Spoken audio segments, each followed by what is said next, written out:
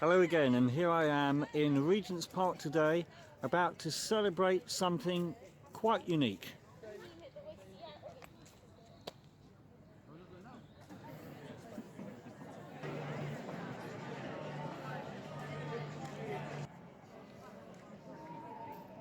I'm at the open air theatre in Regent's Park in London, and it's fascinating to know that the first major British musical to open after lockdown is a biblically based one.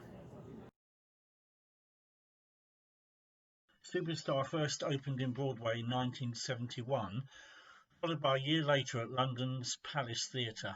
Well, it was one of my favourite musicals, not least because I was an emerging drama school student with a Christian faith, which wasn't often supported by churches of the day. Indeed, Superstar created much controversy amongst Christians. For me, it brought home the humanity that Jesus suffered. So it had a significant impact on reaffirming my faith, which has been my anchor for the last 40 years. I love the fact that for me the resurrection is built into the story with an empty cross and a figure walking slowly below the original film. And in the stage show, Jesus comes out and takes a bow at the end. For me, that represents a resurrection. For the last 40 years, I rejoice in the fact that this musical has not only challenged thousands to take a closer look at Christ. I know several performers who've been convinced of Christ's claims whilst performing in the show. Of course, the double whammy to this story is that just across the pond, it's also a case that the first musical to open in the USA after lockdown is also biblically based. It's Godspell. Godspell's opened in New York, but there's also an online version running here in the UK to celebrate the 50th anniversary of the production. And the composer, Stephen Schwartz, said, "This is a time when we could probably all use a little joy." What I've only just discovered was that Godspell was originally conceived by someone who'd been to a church service and found it so miserable he decided to write a joyful version of Christ's story to get the right balance. Well, that guy ended up becoming a church minister himself.